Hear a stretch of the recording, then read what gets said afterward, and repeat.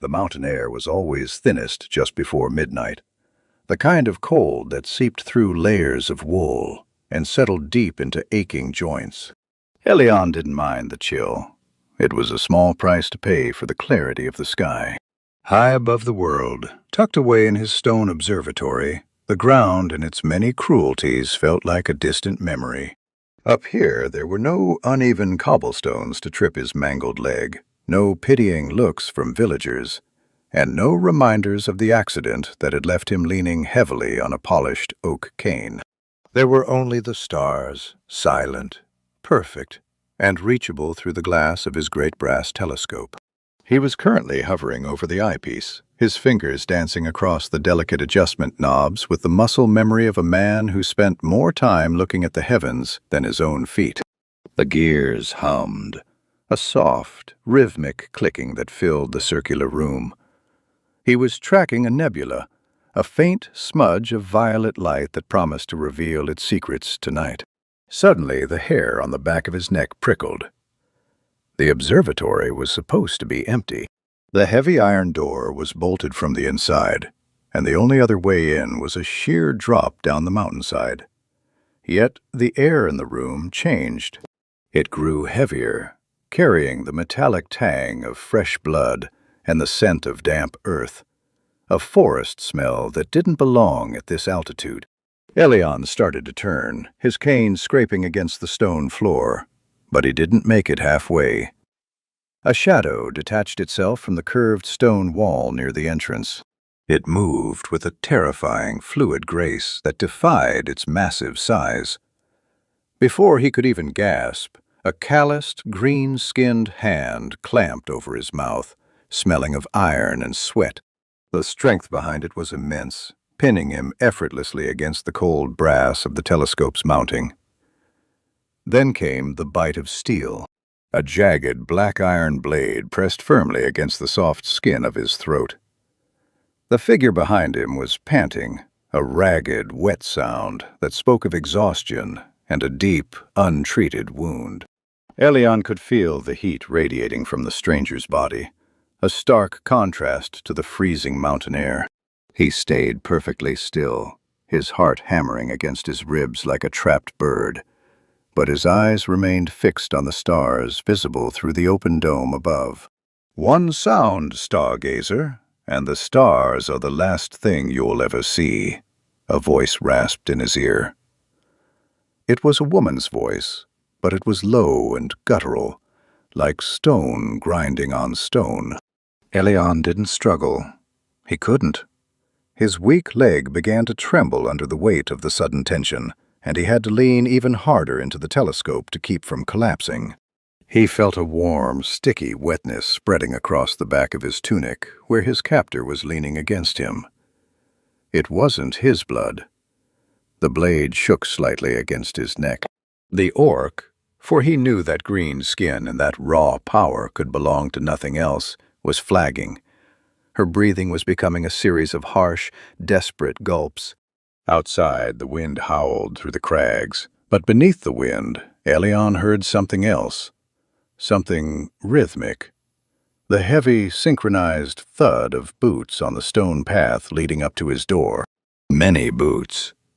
The orc woman stiffened, her grip on his mouth tightening until it bruised. Her head jerked toward the door, her yellow eyes wide with a flicker of something Elion hadn't expected to see in a creature of her kind. Pure, unadulterated terror. She wasn't a raider. She was prey. The pounding at the door began, a violent, demanding sound that echoed through the dome. "Open up, human!" a voice bellowed from the other side, more beast than man. "We know the traitor is here. Deliver her, and we might leave your mountain standing." The orc woman's blade dug a fraction deeper into Elion's skin, drawing a single bead of red. Her eyes met his in the reflection of a nearby glass lens. In that moment, Elion didn't see a monster. He saw a wounded animal backed into a corner, someone who had reached the end of their strength and was waiting for the final blow. He looked from her desperate eyes to the massive, hollow base of the ancient telescope beside them. It was a space designed for maintenance, dark and cramped, but large enough to hide a person if they curled tight. The human astronomer, the man the world called broken, made a choice that had nothing to do with logic or survival. He reached up, his hand trembling, and slowly peeled the orc's fingers away from his mouth.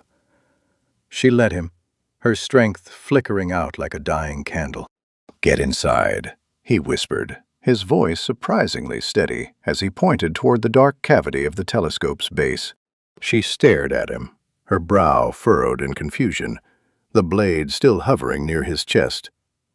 "Now," Elion urged, as the wood of the outer door began to splinter under the weight of the hunter's axes. "Unless you want them to find you." With a final, searching look at the frail man, the orc scout sheathed her knife and vanished into the shadows of the brass machine, just as the front door gave way with a deafening crash. Elion took a deep breath, smoothed his tunic over the bloodstain, and leaned heavily on his cane, turning to face the monsters entering his home. The heavy iron-bound door of the observatory didn't just open, it shattered inward, the ancient wood groaning as it surrendered to the brute force of an axe. Elion didn't flinch, though the vibration traveled up his cane and rattled his teeth. He kept his back to the dark, hollow base of the telescope, where the orc woman was now hidden, her presence reduced to the faint, metallic scent of blood and the sound of shallow, suppressed breathing. The attackers who spilled into the room were a nightmare made of muscle and rusted mail. 3 orcs, larger and more jagged than the woman, their skin a darker, bruised shade of green. They moved with a predatory twitchiness, their eyes scanning the starlit chamber for any sign of their prey. One of them, a massive brute with a facial scar that split his upper lip, stepped forward, his heavy boots grinding glass from a dropped lantern into the stone floor. He sniffed the air, a wet, guttural sound that made Elion's skin crawl. The orc lowered his gore-stained axe, the edge still dripping with something dark, and fixed a yellow, hateful gaze on the astronomer. "Where is she, little human?" the leader growled, his voice a low vibration that seemed to shake the very foundations of the mountain. "The Shadow Scout, the traitor. We tracked her blood to your doorstep." Elion didn't move away. He leaned more heavily on his oak cane, his knuckles white against the wood, and looked the orc in the eye with a level of detachment that seemed to confuse the creature. He didn't look like a man facing a monster. He looked like a man interrupted during a very important calculation. "You've ruined my door," Elion said, his voice thin but remarkably steady in the echoing dome. "It took 3 craftsmen and a team of mules to bring that oak up from the valley. Do you have any idea how difficult it is to get repairs done at this altitude?" The orc leader blinked, his brow furrowing in a display of slow-witted aggression. He took a step closer, the smell of old sweat and raw meat rolling off him in waves. He towered over Elion, a mountain of violence looming over a man who looked like a stiff breeze could knock him over. "I don't care about your door, stargazer," the orc spat, a fleck of yellowish saliva landing on Elion's cheek. "The girl, she came this way. Give her to us, or we'll see if your bones snap as easily as that wood." Elion reached into his pocket with a trembling hand, pulling out a silk handkerchief to slowly wipe his face. He didn't look at the base of the telescope. He didn't look at the bloodstain on the floor that he'd managed to shuffle his feet over. Instead, he looked up at the open slit in the observatory dome, where the violet nebula was still visible, indifferent to the violence below. "A shadow did pass by," Elion said, gesturing vaguely toward the open balcony that overhung the 1,000-foot drop of the north face. "Large, fast, and bleeding quite a lot. She didn't stay to chat. She went over the railing. If she's lucky, she hit a ledge. If not—" He trailed off, giving a small, frail shrug that suggested he found the whole ordeal terribly inconvenient. The orcs exchanged looks. The leader pushed past Elion, his massive shoulder catching the astronomer and nearly sending him sprawling. Elion caught himself on the brass railing of the telescope's mounting, his breath hitching as his bad leg buckled, but he didn't cry out. He watched as the three hunters rushed to the balcony, leaning over the edge to peer into the swirling mists and jagged rocks far below. The wind screamed through the opening, tugging at their furs. "There!" one of the orcs shouted, pointing at a dark shape caught on a crag several 100 feet down. Likely nothing more than a discarded cloak or a trick of the moonlight. "She's dead, or dying," the leader grunted, sounding more annoyed by the loss of a trophy than the death of a comrade. He turned back toward the room, his eyes lingering for a second too long on the massive, silent shape of the telescope. Elion held his breath, his heart hammering a frantic rhythm against his ribs. The orc's gaze swept over the cluttered desks, the star charts, and the dark cavity at the base of the machine. For a heartbeat, the world stood still. Then, with a grunt of disgust, the leader spat on the floor and headed for the ruined door. "Let the crows have her.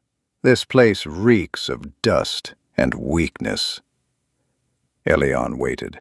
He waited until the sound of their heavy boots faded down the stone path, until the wind was the only thing screaming in the night. Only then did he allow himself to collapse into his high-backed chair, his cane clattering to the floor. His hands were shaking so violently he had to tuck them into his sleeves. He sat in the dark for a long time, the only light coming from the stars he loved so much. Finally, a soft scrape of metal on stone came from the base of the telescope. The orc woman, Morven, crawled out from her cramped hiding place. She rose to her full height, her massive frame dwarfing the room now that the other orcs were gone. She was clutching a deep wound in her side, her green skin slick with blood, but her yellow eyes were fixed on Elion with an expression he couldn't quite name. It wasn't the predatory hunger he'd seen before. It was a profound, disoriented shock. "Why?" she rasped, her voice barely a whisper. She looked at the frail man, then at the shattered door, then back at him. "I am your enemy. My kind burns your villages. Why did you lie to the pack?" Elion didn't look up at her. He leaned forward, his eyes fixed on the star charts on his desk. "They were making a mess of my observatory," he said softly, though the tremor in his voice betrayed him. "And I've always found that the stars are much easier to study when there's no one screaming in the room." He paused, then finally looked at her, seeing the way she swayed on her feet from blood loss. "Besides, you looked like you'd had enough of the ground for one night." He reached for a drawer in his desk, pulling out a roll of clean white linen and a small bottle of clear, stinging antiseptic. He didn't offer them with a flourish. He simply set them on the edge of the desk within her reach.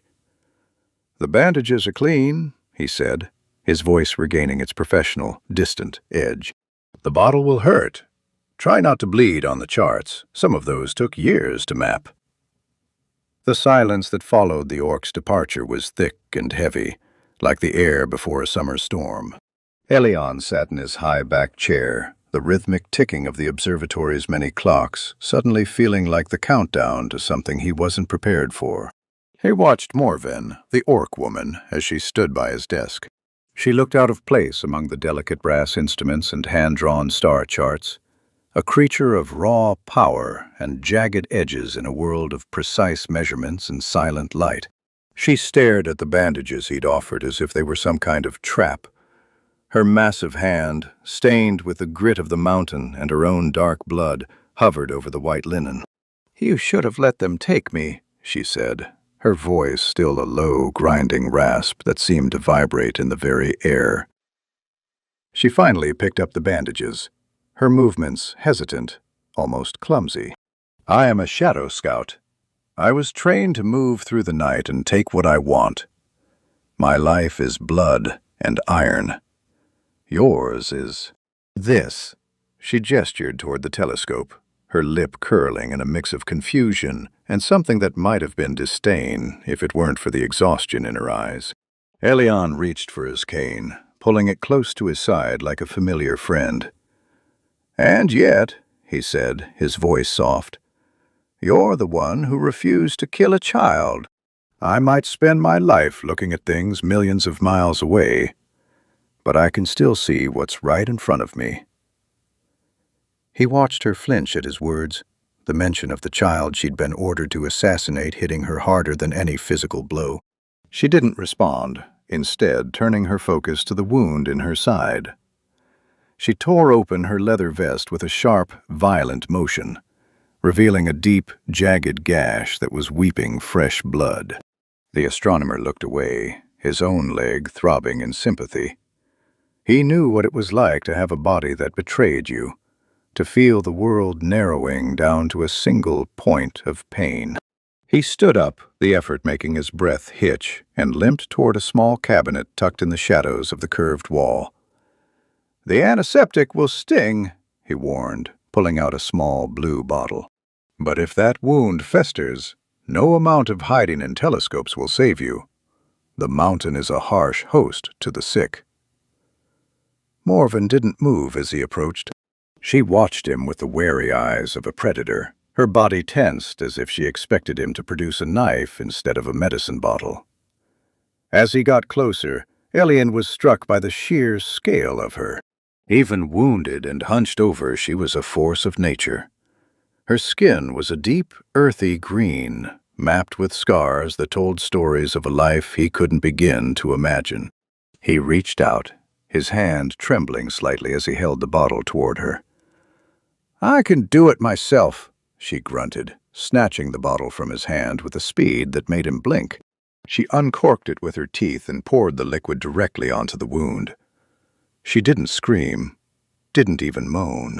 Her only reaction was a sharp intake of breath and a tightening of the muscles in her jaw. She began to wrap the bandages around her waist, her large fingers struggling with the thin, delicate material. Elion watched her for a moment, then sat back down on a stool near the great brass telescope. "You can stay here until you're strong enough to travel," he said, as if he were offering a guest a cup of tea rather than harboring a fugitive of a genocidal war. "The hunters won't come back tonight. They think you're a smear on the rocks below. But the new moon is coming, and they aren't fools. They'll realize I lied sooner or later." Morven finished tying the bandage, her movements becoming more fluid as the initial shock of the antiseptic faded. She looked up at him, her yellow eyes catching the faint glow of the violet nebula through the open dome. "You are a strange human," she said, her voice losing some of its gravelly edge.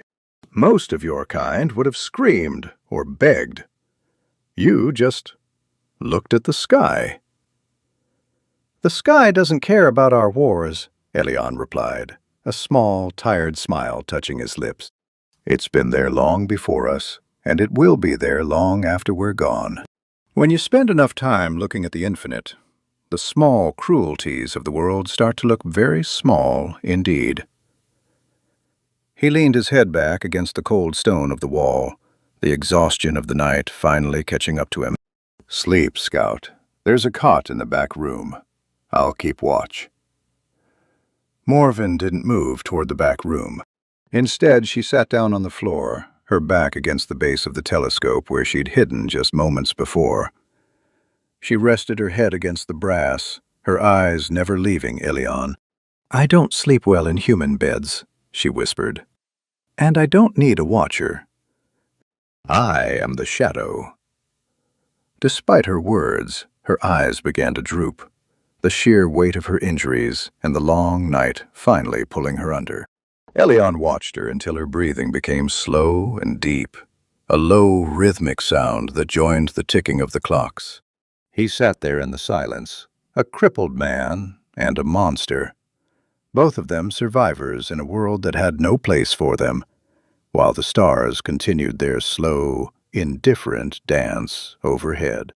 The first gray light of dawn began to bleed through the open slit of the observatory dome, turning the deep indigo of the sky into a bruised violet. Elion hadn't slept. He had remained in his chair, his bad leg propped up on a velvet footstool, watching the slow, rhythmic rise and fall of Morven's shoulders. She had fallen into a deep, heavy slumber at the base of the telescope, her hand still resting on the hilt of her jagged blade, even in sleep.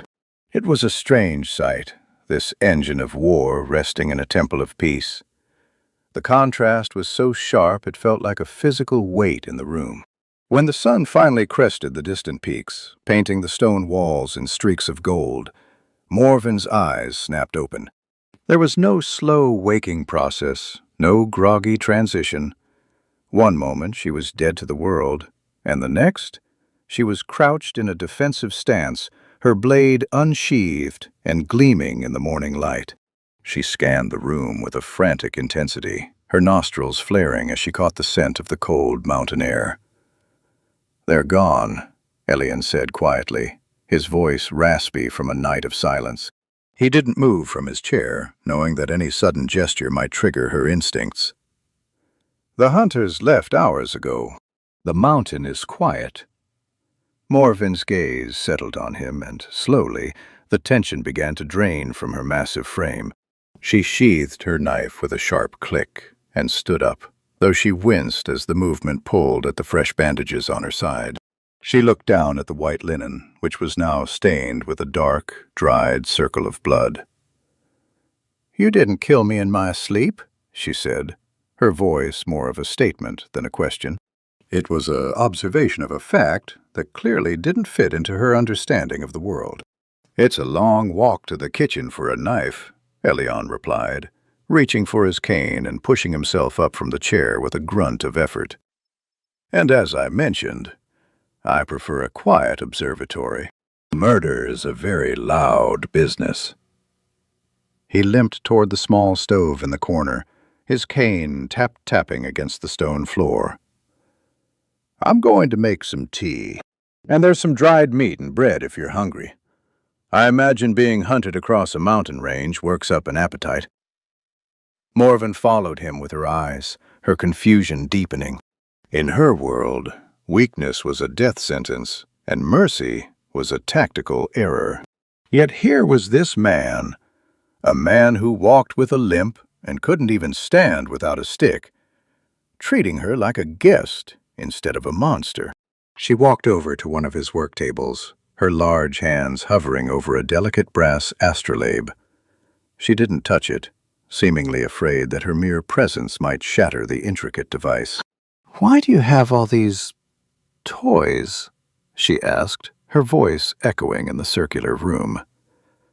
"The clans say humans build walls and cities to hide from the dark.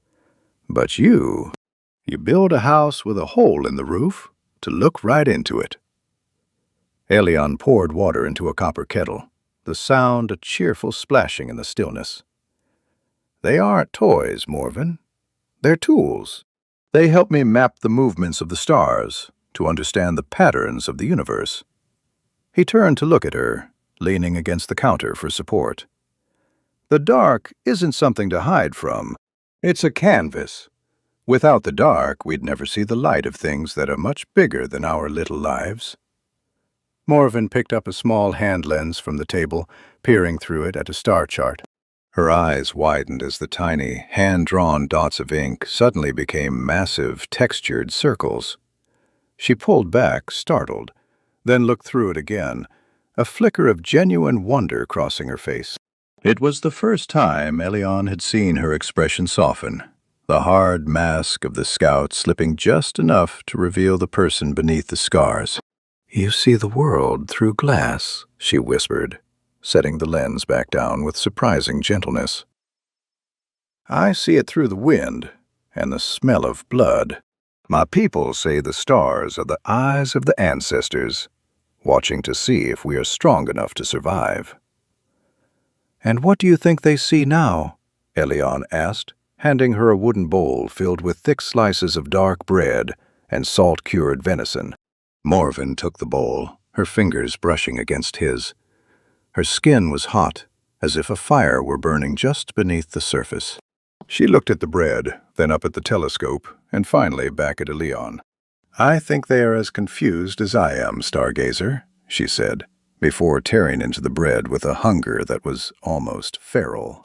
As they sat in the morning light, the crippled scholar and the traitorous scout, the observatory felt less like a lonely tower and more like a shared raft in a very vast, very dark sea. The war was still down there. The hunters were still out there.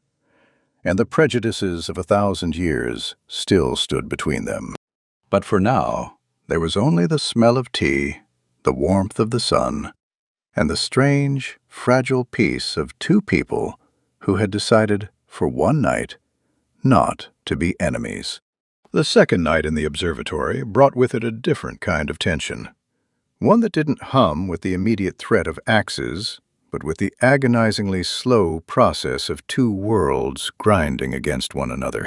Morven moved through the circular room like a caged leopard, her footsteps silent despite her massive size, while Elian sat at his desk, the scratch of his quill the only other sound. He was trying to focus on his calculations for the upcoming eclipse, but his eyes kept drifting toward the orc woman.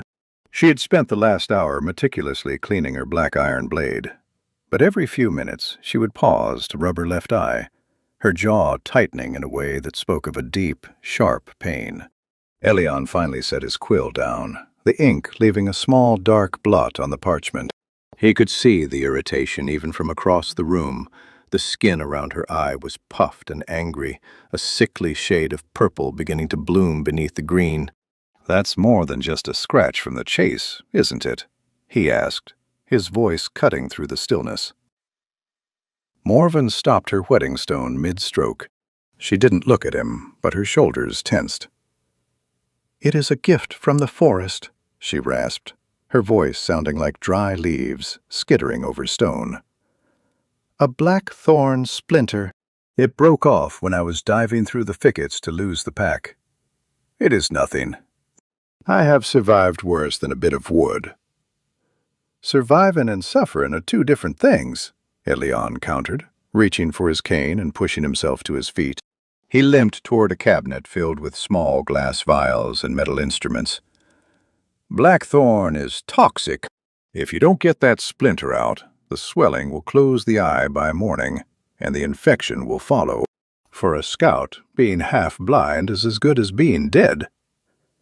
Morven's hand tightened around the hilt of her knife, her instinct to strike back at any perceived weakness flaring up. But then she looked at Elian, at his bent leg, at the way he leaned so heavily on his stick, and at the calm, unwavering light in his eyes. He wasn't mocking her. He was stating a tactical fact. She let out a long, huffing breath and slumped against the stone wall. "It is deep," she admitted, her voice dropping to a low rumble. "Near the tear duct. I tried to pull it with my fingers, but it is too small, and my hands, they were made for different work." Elian brought a small wooden tray over to the desk, lighting an extra oil lamp to cast a bright, steady glow. On the tray sat a pair of fine silver tweezers and a needle. "Sit," he commanded, gesturing to the heavy chair. Morven hesitated, then lowered her massive frame into the seat, the wood groaning under her weight. Up close, the contrast was even more striking. The delicate, pale hands of the scholar hovering near the scarred, powerful face of the warrior. "You'll have to be very still," Elian whispered, his own heart starting to race. He knew how much power was coiled in the woman before him. If he slipped, if he caused her a sudden spike of pain, her reflex could easily break his neck before she even realized what she was doing. He picked up the tweezers, his fingers trembling slightly. Morven saw the shake in his hands. She looked from the sharp silver tool to his eyes. Then, in a gesture that made Elian's breath hitch, she reached out and took her own jagged black iron knife from her belt. She didn't point it at him. Instead, she turned the hilt toward him and laid the weapon across his lap. It was the ultimate surrender of an orc scout, handing her blade to another. "I trust the man who looks at stars," she said, her yellow eye fixing on his with an intensity that felt like a physical touch. "Do what you must." Elian took a deep breath, forcing the tremor out of his hands. He leaned in, the scent of the forest and iron coming off her in waves. He used his thumb to gently pull back the skin of her eyelid, revealing the tip of a dark, wicked splinter embedded deep in the flesh. Morven didn't blink. She didn't move. She stayed as still as the stone of the mountain itself. With a single, precise motion, Elian clamped the tweezers onto the wood and pulled. A sharp hiss of air escaped Morven's teeth, and her hand gripped the arm of the chair so hard the wood splintered. But she didn't recoil. Elian held up the tweezers, showing her the inch-long black needle of wood he'd extracted. He immediately dabbed the wound with a soothing, cooling salve, his touch light and practiced. "There," he said, his voice returning to its steady, academic tone, though he felt a strange warmth spreading through his chest. "The poison will drain now. You'll be able to see the stars clearly tonight." Morven stayed in the chair for a moment, her eye slowly blinking as the pressure vanished. She looked at the tiny splinter, then at the man who had removed it.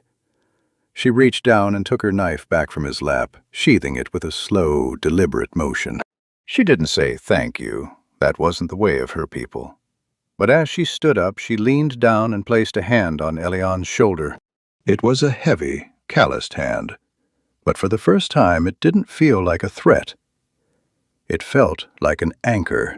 "The stars are lucky," she whispered, "to have someone like you watching over them." The storm arrived on the third day, not with a sudden crash of thunder, but with a slow, suffocating blanket of white that swallowed the mountain peaks. Elian sat by the small iron stove, the heat from the coals radiating against his aching joints, while the wind shrieked against the stone walls of the observatory. The world outside had vanished, replaced by a swirling void of snow that made the sturdy tower feel like a tiny island in a frozen sea. He stirred a pot of thick oat porridge, the wooden spoon scraping rhythmically against the metal, while Morven sat on the floor across from him.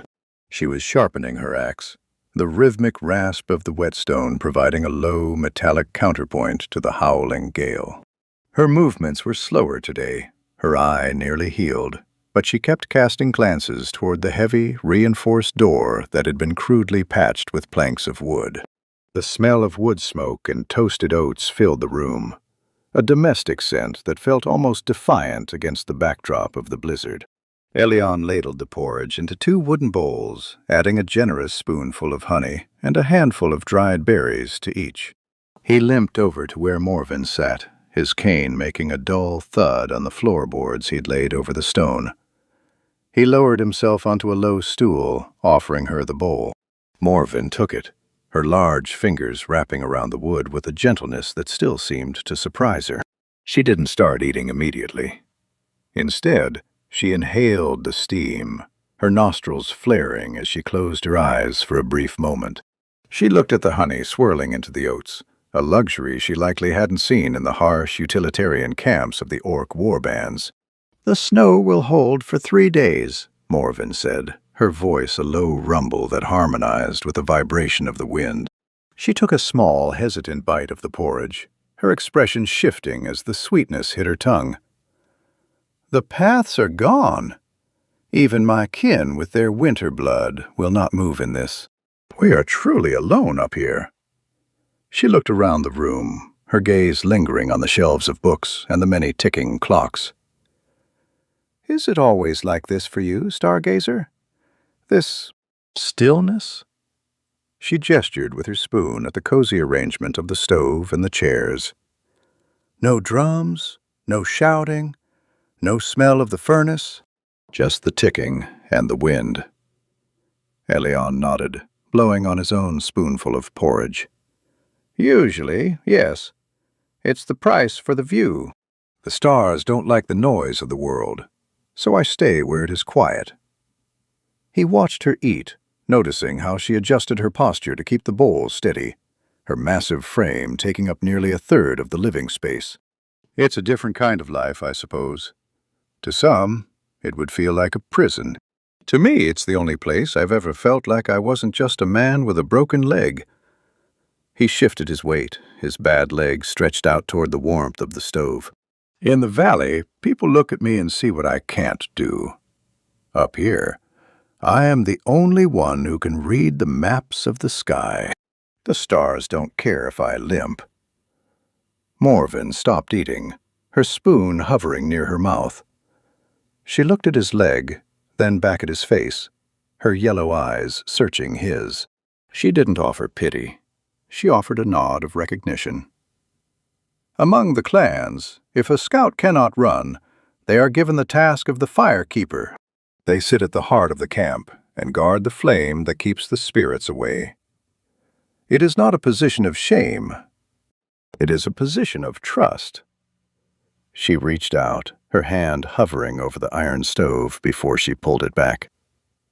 You are the fire keeper of this mountain. You guard the light while the world remains in the dark.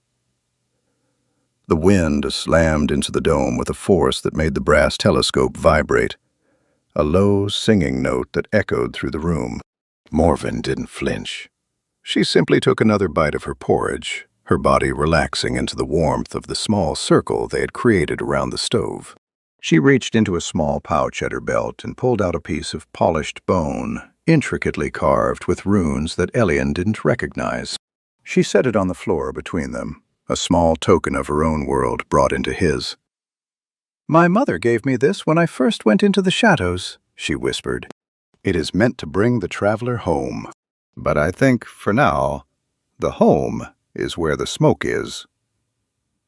They sat in silence for a long time, the only sounds being the crackle of the fire and the distant, muted roar of the storm.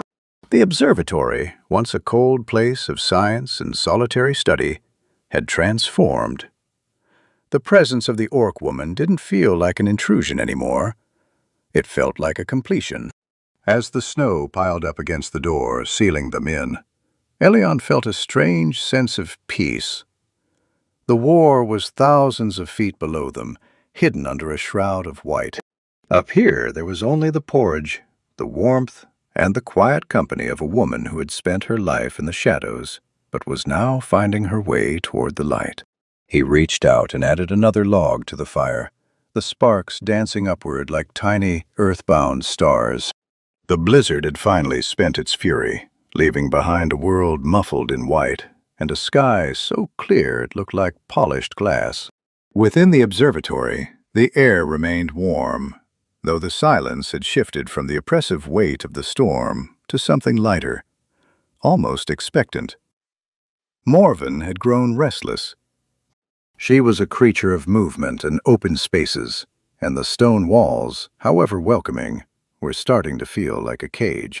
She spent the morning pacing the circumference of the dome, her eyes constantly drawn to the panoramic windows that overlooked the frozen wilderness below. Elian sat at his workbench, his fingers dancing across a set of delicate brass gears. He was working on the tracking mechanism of the telescope, which had been knocked slightly out of alignment during the hunter's intrusion. He watched Morven out of the corner of his eye, seeing the way she checked the tension of her bowstring and the sharpness of her knives for the 10th time that morning. She was a scout who had spent her life navigating the shifting shadows of the forest, and being confined to a single room was clearly taking its toll. You're like a trapped storm, Morven, Elian said softly, not looking up from his work. The mountain isn't going anywhere, and the snow is still too deep for even your kin to traverse easily. Morven stopped her pacing, turning to look at him. Her yellow eyes were bright, reflecting the morning sun. The shadows are calling, stargazer. I've been still for too long. My blood is starting to feel like the ice outside. She walked over to the workbench, her large hands hovering over the intricate gears. You spend your life staring at things that never move, never change. How do you breathe in here? Elian smiled, finally setting down his tools and leaning back in his chair. The stars move constantly, Morven. They dance across the sky in patterns so complex it takes a lifetime to understand them. But I see your point. My world is small, confined by my own limitations.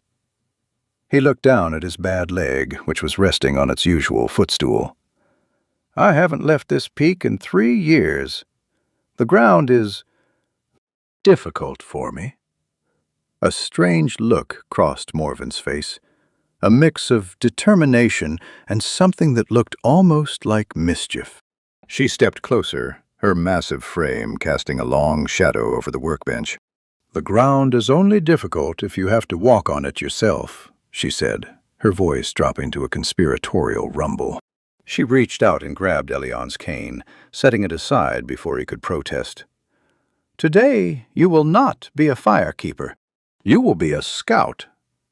Before Elion could ask what she meant, Morven moved with a speed that defied her size. She reached down and scooped him up, hoisting him onto her broad shoulders as easily as if he were a child. Elion gasped, his hands instinctively grabbing onto her thick, braided hair to keep his balance. He was suddenly 6 feet higher than he had ever been, the room tilting dangerously before stabilizing as Morven adjusted her stance. "Morven, what are you doing?" he managed to choke out, his heart hammering against his ribs. "I can't." "We can't go out there." "I am a shadow scout of the Iron Grip clan," Morven declared, her voice filled with a sudden, fierce joy. "I have carried full-grown warriors through the marshes of the Black Reach. You weigh no more than a bundle of dry wood." She walked toward the heavy, patched door, her stride confident and powerful despite the weight. "The sun is out, the wind is dead, and there is something I want to show you. Something you can't see through your glass tubes." She pushed open the door, and the cold mountain air hit them like a physical blow, crisp and invigorating. The world was a blinding expanse of white, the snow piled high against the stone walls of the observatory. Morven didn't hesitate. She stepped into the drifts, her powerful legs driving through the snow with an effortless grace that Elion could only watch in awe. He felt the ripple of her muscles beneath him, the sheer vitality of her body as she navigated the treacherous terrain. They moved away from the tower, heading toward a sheltered cove on the northern side of the peak. Morven moved with a predator's instinct, finding the firmest ground beneath the snow and avoiding the hidden crevices that would have swallowed a man whole. As they moved, the fear that had initially gripped Elion began to fade, replaced by a sense of wonder. For the first time in years, he wasn't looking at the world from a distance. He was in it. He felt the spray of snow against his face, the scent of frozen pine needles, and the immense, silent power of the mountain. "Look there," Morven whispered, slowing her pace as they reached the edge of a deep, rocky hollow. In the center of the hollow, sheltered from the wind by a massive overhang of stone, a cluster of strange, pale flowers had pushed their way through the snow. They were crystalline in appearance, their petals translucent and shimmering with a faint, ethereal light. They shouldn't have been able to survive in such a harsh environment. Yet there they were, blooming in the heart of winter. "Frost lilies," Morven said, her voice soft with reverence. "My people say they only bloom when the mountain is at its coldest. They are the eyes of the earth, watching for the return of the sun." Elion looked at the flowers, then up at the vast blue sky, and finally at the woman who was carrying him. He realized then that he had spent so much time looking for beauty in the infinite that he had forgotten to look for it at his feet. The stars were magnificent, but they were cold and distant. This, the warmth of Morven's shoulders, the scent of the lilies, and the shared silence of the mountain was something entirely different. It was a beauty that could be felt, a beauty that made the ground seem a lot less like a place of pain and a lot more like a place of belonging. The return to the observatory was quieter than the departure, the exhilaration of the mountain air settling into a deep, comfortable fatigue. Morven set Elion back into his cushioned chair with the same careful precision she used when sheathing her weapons, her breathing only slightly faster than usual despite the grueling trek through the snow. She didn't move away immediately, standing over him for a moment with her hands on her hips, looking down at the man who had seen the frost lilies. The room felt different now. The brass and glass were no longer just instruments of cold calculation, but the anchors of a sanctuary that had survived the storm. Helion reached for his tea, which had grown cold, but he didn't care. The memory of the shimmering petals in the snow felt like a secret fire in his chest. Morven began to unstrap her heavy leather pauldrons, the thick hide creaking as she worked the buckles. She didn't look like a shadow scout in this moment. She looked like a traveler who had finally found a hearth worth tending. She moved to the center of the room, where the great brass telescope stood like a silent sentinel. "Your eyes are different, stargazer," she remarked, her voice a low, melodic rumble that seemed to harmonize with the ticking clocks. "You look at the walls as if you are seeing them for the first time. Perhaps the mountain air cleared the dust from your glass." She picked up a discarded rag and began to polish a smudge on the telescope's mounting, her movements rhythmic and surprisingly delicate. Helion watched her, his fingers tracing the rim of his wooden cup. He noticed the way the fading sunlight caught the green of her skin, turning it into the color of deep moss and ancient forests. The contrast between her warrior's physique and the domestic task she had set for herself was a sight he found more compelling than any nebula. "I think I spent too much time looking through the lens and not enough time looking at what the lens was sitting on," he admitted, his voice soft. He set his cup aside and reached for a small, leather-bound notebook, flipping through pages filled with star charts and mathematical proofs. He hesitated, then tore out a blank page and picked up a charcoal pencil. As Morven continued to polish the brass, Helion began to draw. His hands, usually so steady with a compass or a slide rule, moved with a new kind of fluidity. He wasn't mapping the sky, he was mapping the woman. He sketched the strong line of her jaw, the way her hair fell in thick, dark braids over her shoulders, and the curious, almost tender expression she wore when she looked at his instruments. He captured the jagged scar on her collarbone, and the way her yellow eyes seemed to hold the light of a dozen hidden suns. He worked in silence, the only sound the soft scratch of charcoal on paper, and the distant moan of the wind against the dome. Morven noticed his activity but didn't interrupt. She seemed to understand the gravity of the moment, the way he was translating his experience of her into the language he knew best. She shifted her weight, posing almost unconsciously, her gaze fixed on the violet nebula that was starting to reappear in the darkening sky. She looked like a statue of a forgotten goddess, a being of earth and shadow captured in a moment of rare, fragile peace. When Helion finally finished, he looked at the drawing and felt a jolt of recognition. It wasn't just a likeness. It was a testament to the fact that his world had expanded far beyond the reach of his telescope. He held the paper out toward her, his hand steady. Morven stopped her polishing and walked over, her heavy boots thudding softly on the floor. She took the sketch, her eyes widening as she saw herself through his eyes. She didn't speak for a long time, her thumb tracing the charcoal lines of her own face.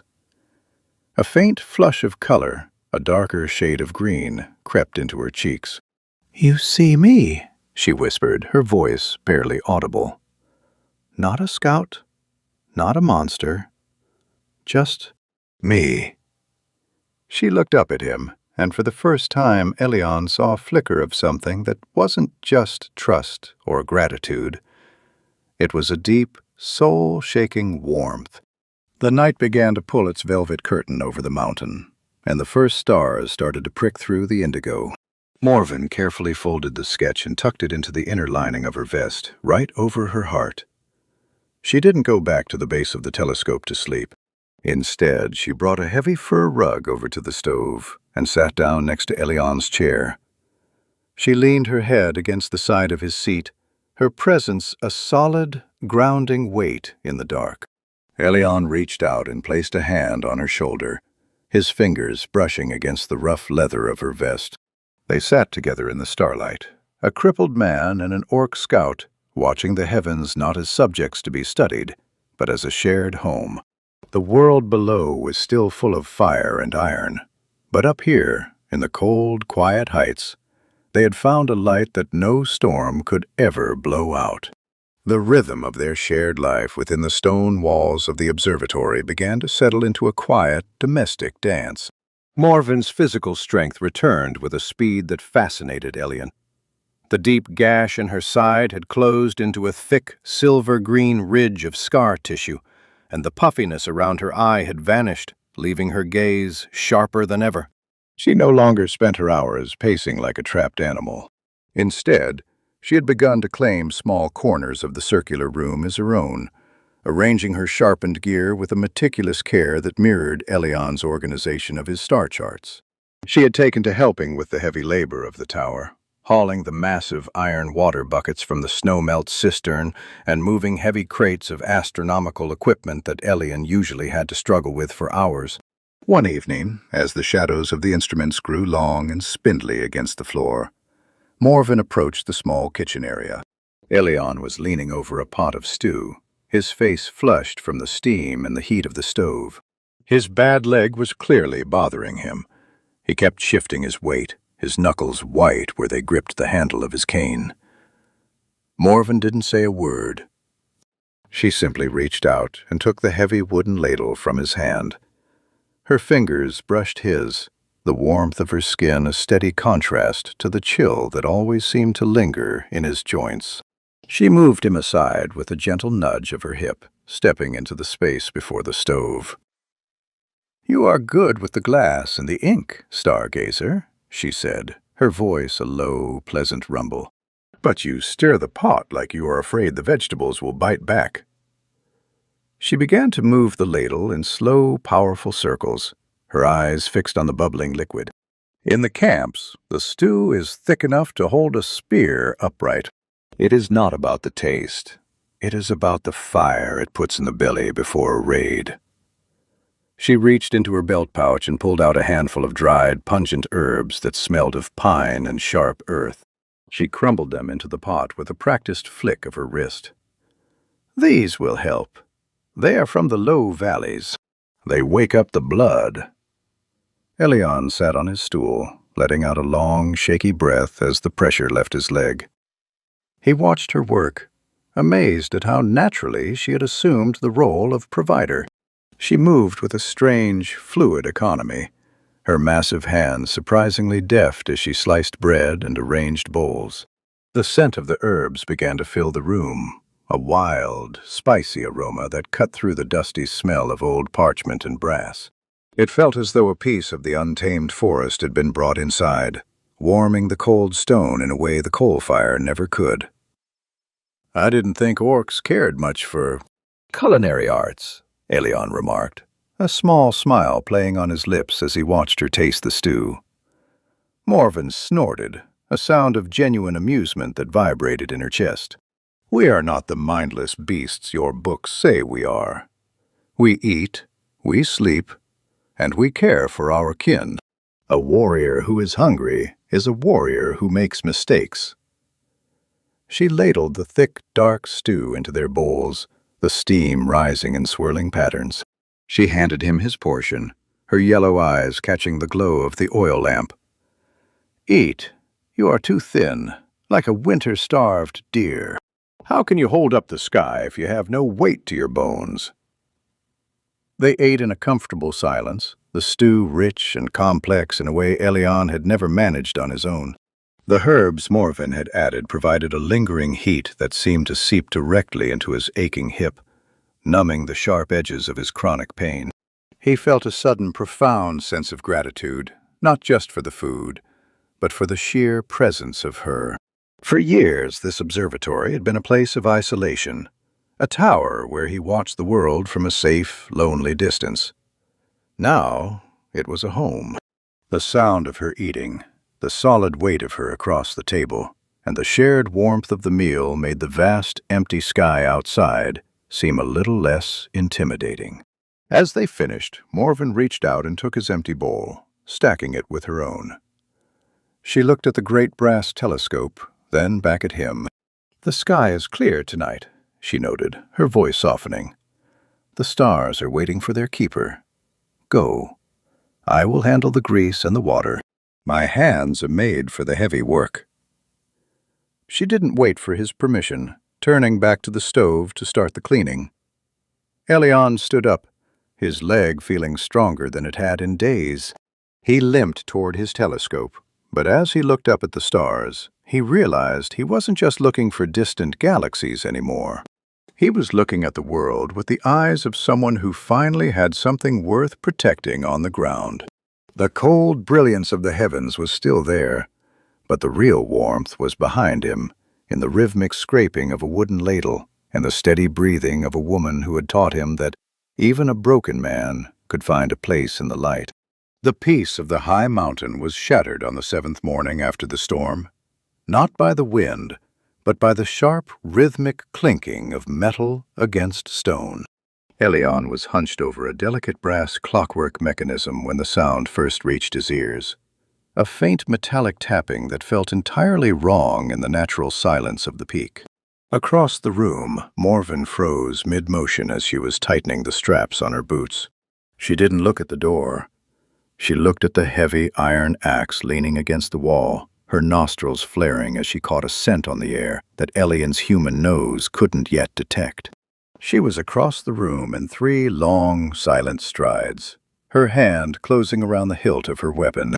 "They are back," she whispered, her voice a low, dangerous vibration that made the glass of the telescope hum. "And they aren't hiding their tracks this time." Elion reached for his cane, his knuckles turning white as he pushed himself upright. He moved to the narrow window slit that faced the southern approach. Far below, winding up the treacherous, ice-slicked path he had watched Morven conquer days before, was a line of dark shapes. They were moving with a disciplined, military precision that the first group of hunters had lacked. These weren't just ragged trackers. They were a specialized recovery squad. Sunlight glinted off the polished surfaces of heavy crossbows and the serrated edges of black iron pole arms. There were 6 of them, led by an orc whose armor was etched with the crimson sigil of the High Guard. He didn't look like he was hunting for sport. He looked like he was completing a grim, inevitable task. Morven stepped up behind Elion, her presence a wall of heat and tension. She looked over his shoulder at the approaching squad, her jaw tightening so hard the muscles in her neck stood out like cords. "The High Guard," she rasped, her thumb unconsciously tracing the jagged edge of her axe. "They don't leave survivors, Stargazer. If they find me here, they will burn this tower to the bedrock, just to make sure the secret I carry dies with me." She turned toward the center of the room, her eyes darting between the heavy iron door and the narrow balcony. The panic wasn't in her voice, but in the frantic, sharp way she checked the tension of her bowstring. "You have to give me up. Tell them I broke in, that I held you hostage." "They might let you live if they think you were a victim."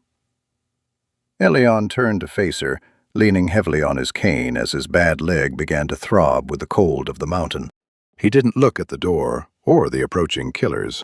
He looked at the green-skinned woman who had shared his bread, healed his aching joints with her forest herbs, and carried him through the snow to see the flowers.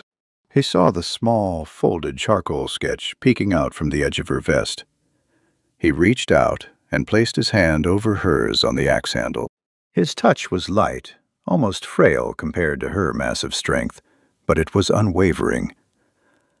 "I am a man of the stars, Morven. I spent my life looking for things that are constant, things that don't flicker or fade when the wind blows." He gestured toward the telescope, then back to her. "I don't betray the things I've finally found." He limped toward the heavy, iron-bound door, his heart hammering against his ribs like a trapped bird. The sound of the boots was closer now, a heavy, rhythmic thudding that shook the stone floor. Elion didn't reach for a weapon. He didn't have one. Instead, he pulled a heavy iron bar across the door, the metal groaning as it settled into its brackets. He turned back to Morven, who was standing in the center of the room, her axe raised, and her eyes wide with a mixture of terror and fierce, blossoming loyalty. The base of the telescope, Elion commanded, his voice surprisingly firm. "Get back inside. They will have to break me before they get to the hatch." Morven shook her head, her braids whipping around her face. "I won't let you die for me, Stargazer. You are a man of peace." "You don't know how they kill." She stepped toward him, intending to shove him aside and face her kin. But Elion didn't move. He stood his ground, his cane planted firmly on the floor, his eyes locking onto hers with a quiet, stubborn power that stopped her in her tracks. "They expect a coward," Elion whispered as the first heavy blow struck the outer wood of the door, making the entire observatory shudder. "They expect a man who values his life more than his honor. Let them find a mountain instead." He watched as the realization dawned on her, the way her grip on the axe shifted from aggression to a desperate, protective instinct. With a final, agonized look, she ducked her head and vanished into the dark cavity of the telescope's base, just as the iron hinges of the door began to scream under the pressure of a massive ram. Elion smoothed his tunic, leaned his weight onto his cane, and stared at the splintering wood, his hands trembling but his gaze fixed on the entrance, like a man watching the inevitable transit of a star. The first cracks appeared in the oak, and the smell of rusted iron and bloodlust spilled into his sanctuary. But Elion didn't look away. He stood in the center of his world, a crippled guardian of a secret that was worth more than his own survival. The iron bar groaned as it absorbed the impact of a heavy, metal-shod ram, the sound vibrating through the stone floor and rattling the delicate glass lenses on the shelves. Elion gripped his cane, the wood biting into his palm as the door shuddered again, the oak beginning to splinter around the hinges. He stood in the center of the room, his bad leg locked at the knee to keep from buckling, his gaze fixed on the widening cracks. With a final, deafening crash, the bar snapped and the door flew inward, rebounding against the stone wall with a clang that echoed through the dome like a funeral bell. 6 massive figures surged into the room, their heavy boots grinding into the wood debris. They moved with a predatory efficiency, fanning out to encircle the astronomer, their black iron polearms leveled at his chest. At the center of the group stood the High Guard commander, a towering orc with a face mapped by jagged scars and eyes as cold as the mountain's permafrost. He wore a mantle of thick, dark fur over his plate armor, and the crimson sigil on his chest seemed to glow in the morning light. He took a slow step forward, the tip of his serrated blade stopping just inches from Elion's throat. The commander's gaze swept the room, lingering on the massive brass telescope and the scattered star charts before returning to the frail man standing before him. He didn't speak immediately, instead sniffing the air with a wet, guttural noise that made his scarred nostrils flare. The scent of wood smoke, old parchment, and the lingering metallic tang of Morven's blood filled the small space.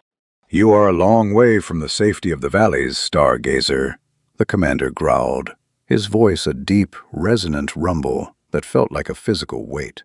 He gestured with his free hand toward the blood-stained floor near the telescope base, where a few dark droplets remained visible despite Elion's attempts to shuffle them away.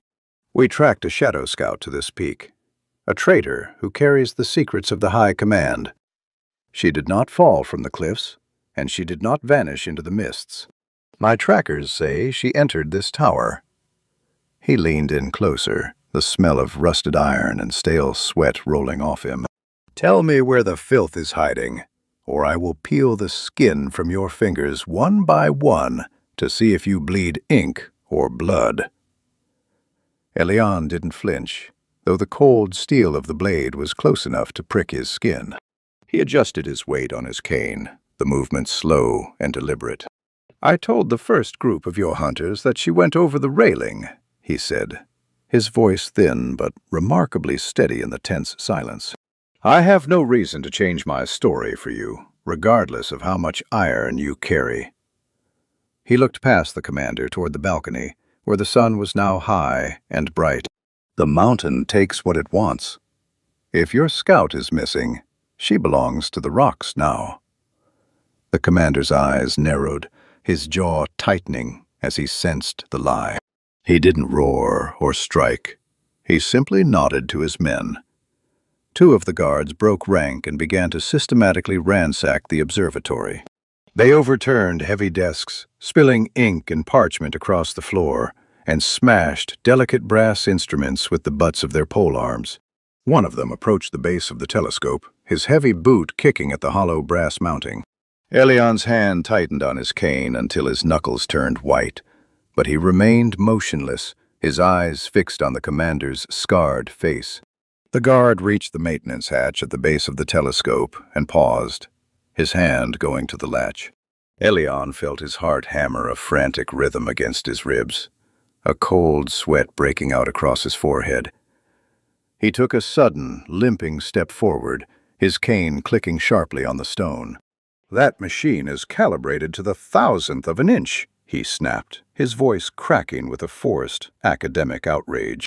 "If you disturb the counterweights, the entire mechanism will collapse, and you'll have several tons of brass and glass crushed onto your head." The guard hesitated, looking back at the commander for instructions. The commander stared at Elion, searching for a flicker of fear in his eyes. For a long, agonizing moment, the only sound was the ticking of a clock that had survived the destruction. Then, with a grunt of annoyance, the commander waved the guard away from the hatch. "Leave it." If she were inside that tin tube, she would have suffocated by now. He turned back to Elion, his blade dropping slightly. "You are either a very brave man or a very foolish one, Stargazer. But I do not have time for your riddles. We will search the perimeter. If we find even a scrap of her cloak on your rocks, I will come back and ensure you never see the stars again." The squad turned as one, their heavy movements shaking the room as they marched back through the ruined door. The commander stayed behind for a second longer, his yellow eyes boring into Elion's with a lingering suspicion. He spat on the floor at Elion's feet and then vanished into the bright glare of the snow outside. Elion waited, his body trembling with the sudden release of adrenaline. He listened until the sound of their boots faded into the distance, until the only sound was the whistling of the wind through the broken doorway. He didn't move for several minutes, his breath coming in ragged, shallow gasps. Finally, he limped over to the telescope and tapped 3 times on the brass casing. The hatch creaked open, and Morven tumbled out, her face pale under her green skin and her eyes wide with a mixture of terror and fierce, wordless gratitude. She looked at the wreckage of his home, the broken glass, the spilled ink and the shattered desk, and then at the frail man who had stood between her and the high guard. She didn't say thank you. She simply reached out and gripped his hand, her touch so strong it bruised, as if she were anchoring herself to the only thing in the world that made sense. The shattered ruins of the observatory door allowed a biting draft to whistle through the room, stirring the pages of ruined star charts that lay scattered across the floor like the wings of fallen birds. Elion stood amidst the wreckage of his life's work, his breath hitching as he leaned his full weight onto his cane. The adrenaline that had sustained him through the confrontation with the high guard was receding, leaving a hollow, aching exhaustion in its wake. He looked at the heavy brass instruments he had spent years calibrating, now lying bent and useless under the weight of orc boots.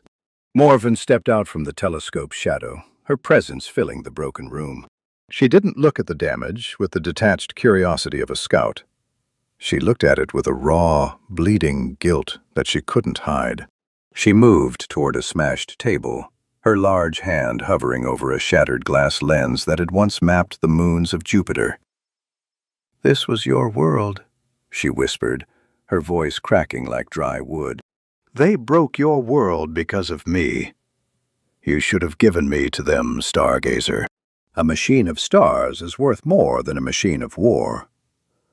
She reached out to touch his shoulder, but pulled back at the last second, her fingers trembling as if she feared her very touch might cause more destruction. Elion didn't look at the broken glass. He looked at her, seeing the way her yellow eyes were clouded with a grief he had never seen in her kind. He reached out and grabbed her hand, pulling it toward him. His grip was surprisingly strong for a man so frail. "The glass can be reground, Morven. The brass can be straightened. But a choice once made is the only thing in this universe that truly lasts."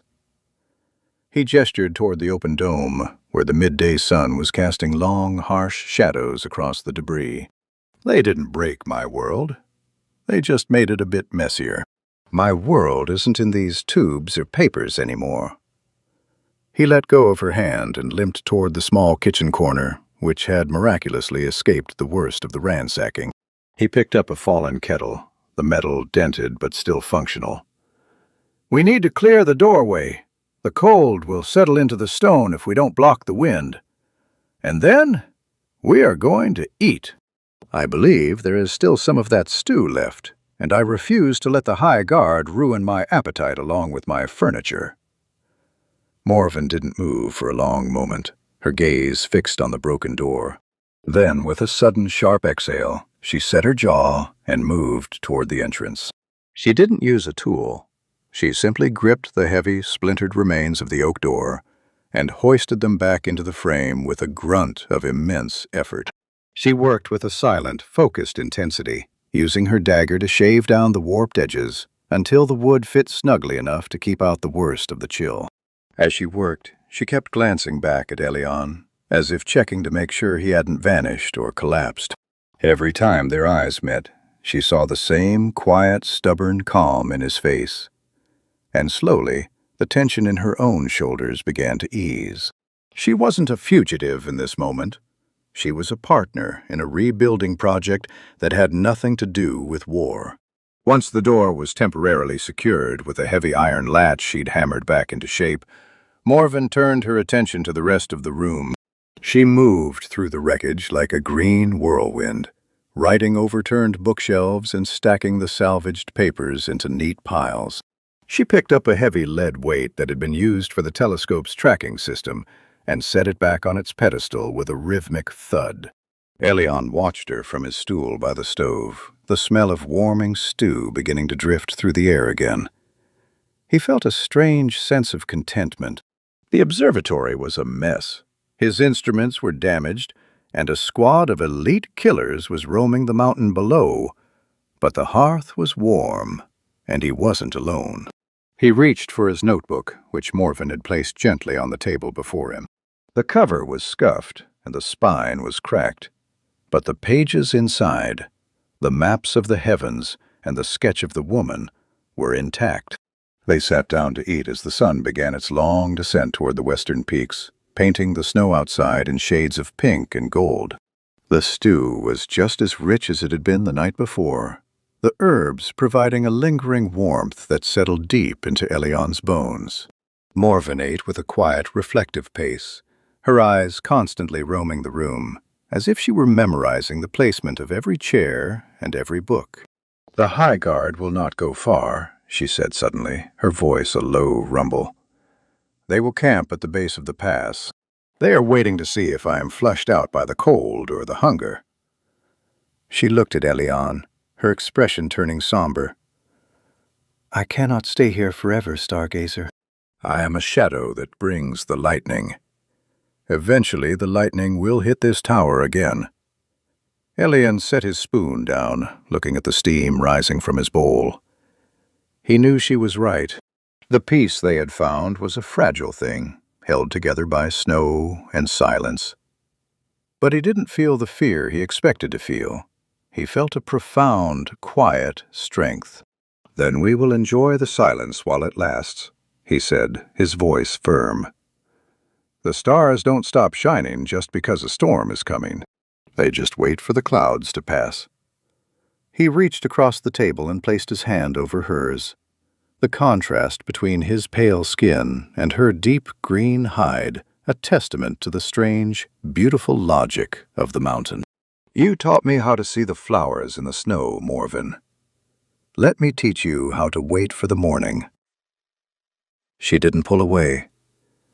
She turned her hand over, interlacing her thick fingers with his, and for the first time since the door had shattered, the silence in the observatory felt like a promise instead of a threat. The temperature inside the observatory dropped sharply as the sun dipped behind the jagged spine of the northern range, casting the room into a deep, crystalline blue. Despite the repairs to the door, a persistent draft hissed through the gaps, carrying the scent of dry ice and high-altitude stone. Morven spent the evening sharpening her tools by the fading light of the stove, the rhythmic rasp of her whetstone providing a steady heartbeat to the quiet. She paused frequently, her head cocking toward the reinforced door, her large ears twitching at the sound of the shifting snow outside. Every time the wind howled or a timber groaned under the cold, her hand drifted toward the hilt of her axe. Elion watched her from his seat at the drafting table, the golden light of a single oil lamp reflecting off his spectacles. He didn't offer words of comfort. Instead, he reached for a small cedar box he kept hidden beneath a stack of star charts. He opened it, revealing several sticks of dried incense, the expensive, resinous kind made from valley cedar and lavender. He placed a stick in a small brass burner, the fragrant blue smoke curling upward into the dome. The scent began to mask the metallic tang of the orc's gear and the scorched smell of the stove, replacing it with something soft and nostalgic. Morven's shoulders, which had been hunched in a defensive posture for hours, slowly began to lower. She inhaled deeply, her nostrils flaring as she looked at the thin ribbon of smoke. "It smells like the old forests," she remarked, her voice a low, gravelly hum that seemed to vibrate in the floorboards. "Before the fires. Before the ironworks." She set her whetstone aside and walked over to the desk, her movement silent despite her bulk. She reached out a finger, hovering it near the rising smoke, watching it coil around her green skin. She looked at Elion, her expression softened by the amber light. "You have a way of making the air feel different, stargazer. Even with a pack of killers at the bottom of the hill, you sit here and burn flowers." Elion gave a small, tired smile, his fingers tracing the edge of a brass compass. "The flowers are easier to handle than the killers, Morven.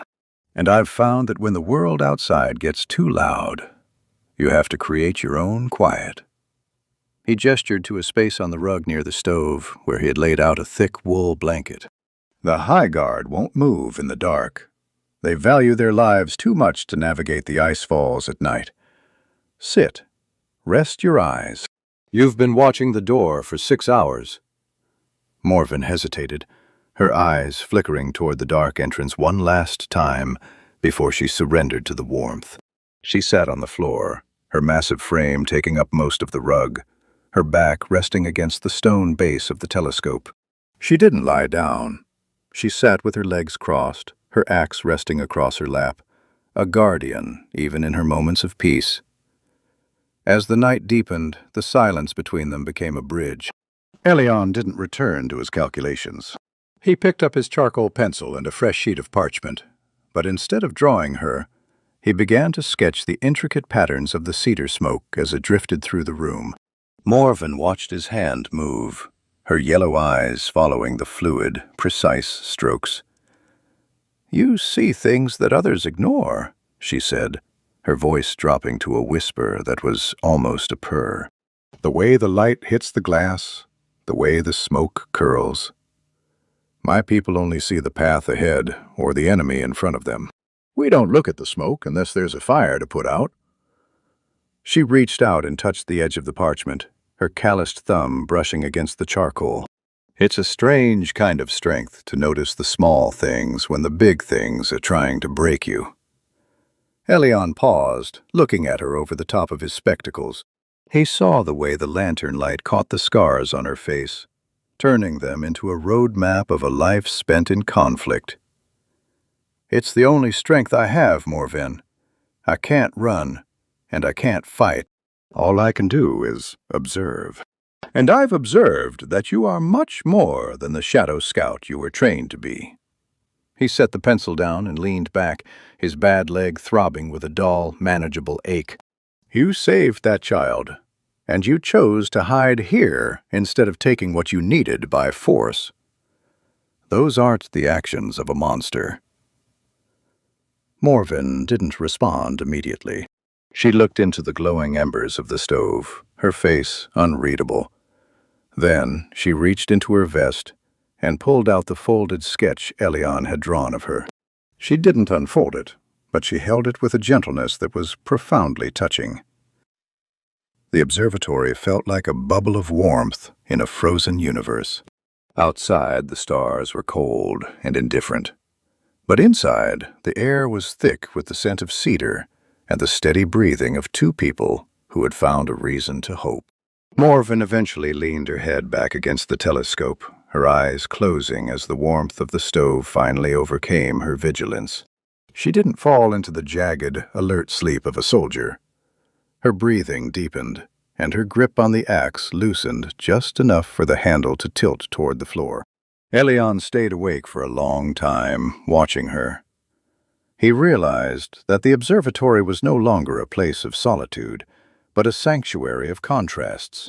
He reached out and adjusted the blanket around her shoulders, his touch light and cautious. The mountain was still dangerous, and the morning would bring new threats, but for now the smoke was sweet, and the world was quiet. He rested his head on his hand, the ticking of the clocks lulling him into a soft, dreamless state, content to be the watcher of the woman who had brought the forest to his frozen peak. The pre-dawn light was a thin, ghostly silver that seeped through the cracks of the patched door, illuminating the dust motes dancing in the frigid air. Morven was already awake, her body coiled like a spring as she knelt by the stone hearth. She wasn't stoking the fire for warmth. She was systematically packing her gear, her movements silent and practiced. She checked the fletching on her arrows, ran a thumb over the edge of her axe, and then began to wrap her feet in fresh strips of heavy wool.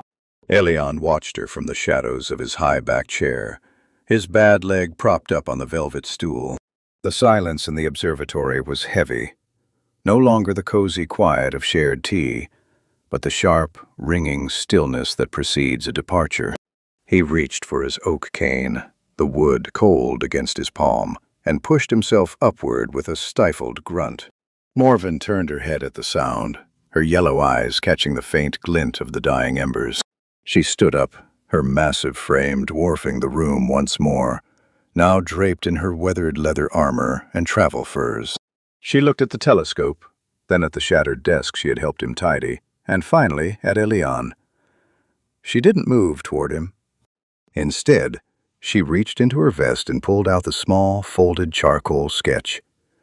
She looked at it for a long heartbeat before tucking it back into the secret pocket near her heart.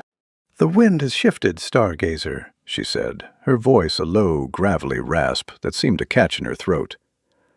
"The High Guard will move at first light. They will expect me to head for the pass. But I know the hidden veins of this mountain, the paths where the snow doesn't settle because of the heat from the earth deep below." She took a step toward him, her heavy boots silent on the rug. "I cannot stay. To stay is to bring the fire back to your door, and you have already lost enough glass for my sake." Elion limped toward her, his cane tap-tapping a slow rhythm on the stone. He stopped just inches away, looking up at the woman who had transformed his lonely tower into a home. He reached into the pocket of his tunic and pulled out a small, heavy object wrapped in silk. He held it out to her, his hands steady despite the chill. When Morven unwrapped it, her eyes widened. It was a brass pocket sextant, an antique instrument of exquisite craftsmanship, etched with the constellations of the Northern Hemisphere. The glass was polished to a mirror finish, and the needle vibrated with a life of its own. "Take it," Elion whispered, his voice thin but firm. "It won't tell you where the enemy is, but it will tell you where you are. As long as you can see a single star through the canopy or the clouds, you'll never truly be lost." Morven stared at the instrument, her large fingers trembling as she touched the cold brass. She didn't ask how much it was worth, or how he had come by it. She simply closed her hand around it, the metal disappearing into her palm. She reached out with her other hand and placed it on Elion's shoulder, her grip firm and lingering. The heat from her body radiated through his thin wool tunic, a stark reminder of the vitality she had brought into his life. "In my world, we do not have words for this," she said, her eyes searching his face. "But the Shadow Scouts have a saying. The stars guide the path, but the fire keeps the soul." "You are the fire, Elion." She leaned down, her forehead briefly touching his in a gesture of profound, wordless respect that made his breath hitch. The first rays of the sun struck the peak, turning the snow outside into a field of diamonds. Morven stepped toward the door, her hand on the iron latch. She didn't look back. She knew that if she did, the mountain might become a prison she never wanted to leave. She pulled the door open, and the freezing air rushed in, swirling the incense smoke into a chaotic dance. She stepped out into the blinding white, her dark silhouette standing out against the pristine snow. With a sudden, fluid motion, she broke into a run, her powerful legs eating up the distance as she headed toward the jagged northern ridges. Elion stood in the doorway, leaning heavily on his cane, watching until she was nothing more than a speck of shadow against the vast, indifferent landscape. He stayed there until his breath began to frost his spectacles and his bad leg turned numb with the cold. The observatory behind him felt cavernous and empty, the ticking of the clocks suddenly sounding like the heartbeat of a ghost. He turned back inside, the smell of cedar and orc musk still lingering in the air. He walked to the telescope, his fingers tracing the brass mounting where she had hidden, and then he looked up through the open dome. The stars were gone, swallowed by the brilliance of the day, but Elion didn't feel the old loneliness. He sat at his desk, picked up a fresh sheet of parchment, and began to write. He wasn't recording a transit or a nebula. He was recording the coordinates of a hidden cove where the frost lilies grew, and the memory of a woman who had taught a crippled man that the ground was just as beautiful as the sky. The mountain was silent again, but the silence had changed. It was no longer a void, but a vessel, holding the warmth of a fire that would never truly go out. The weeks that Morven's departure were the quietest Elion had ever known. Yet the observatory no longer felt like a tomb of cold brass and dead silence. He moved through his daily routines with a new, deliberate rhythm, his bad leg still aching in the frost, but his movements possessing a steady purpose. He spent his mornings clearing the last of the debris from the High Guard's raid, painstakingly polishing the scratches out of the mahogany desks and reorganizing his scattered star charts. The mountain air remained biting, but he kept the iron stove stoked with a fierce, crackling fire, the scent of wood smoke acting as a constant reminder of the nights spent sharing stew and stories. He often found his gaze drifting toward the northern ridges, tracing the invisible paths through the snow where a shadow might have passed. But he never let his focus waver from the tasks at hand. He was the firekeeper of the peak, and he had a duty to the light. One afternoon, a heavy thud sounded against the reinforced door, followed by the familiar, rhythmic scrape of metal on stone. Elion froze, his hand tightening on his oak cane, his heart performing a sudden, erratic dance against his ribs. He didn't reach for a weapon. Instead, he smoothed his tunic and limped toward the entrance, his breath hitching as he pulled back the heavy iron bar. When the door swung open, he didn't find a squad of hunters or a wounded scout. Instead, he found a massive, woven basket sitting on the threshold, overflowing with bundles of aromatic valley herbs, cured meats wrapped in thick leaves, and a heavy, sealed jar of wild mountain honey. Tied to the handle of the basket was a small, familiar piece of silk, the wrapping from the sextant he had given her. There was no note, no signature, and no tracks leading away into the fresh powder of the morning's snowfall. Elion hauled the basket inside, the weight of it straining his arms but warming his spirit. He spent the evening arranging the gifts on his shelves, the room soon filling with the sharp, wild scent of the low valleys. He opened the jar of honey, the golden liquid, thick and sweet, tasting of summer and hidden meadows. As he ate a simple meal of bread and honey by the glow of the stove, he looked at the great brass telescope. It was back in its proper alignment now, its lenses gleaming and its gears humming with a smooth, rhythmic precision. He climbed the small ladder to the eyepiece, his bad leg protesting the incline, and peered into the deep indigo void. He didn't look for the violet nebula or the moons of Jupiter. He looked toward the northern horizon where the stars seemed to hang lower, brushing the tips of the jagged peaks. In the distance, nestled in a sheltered fold of the mountain that he knew led toward the warmer lowlands, a tiny, flickering point of light appeared. It wasn't a star, and it wasn't a reflection of the moon. It was the steady, orange glow of a campfire, hidden from the world, but visible to the man who knew exactly where to look. Elion watched that light for hours, his eye pressed to the glass, his hand resting on the cool brass of the machine. He knew that the war was still churning in the valleys below, and he knew that the prejudices of their two peoples remained as jagged and cold as the mountain itself.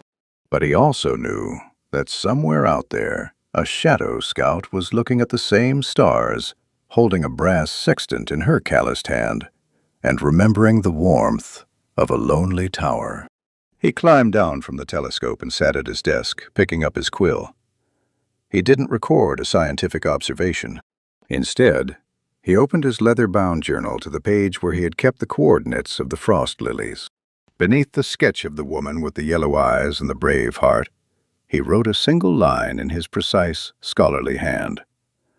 The light is never truly lost as long as there is someone to tend the flame.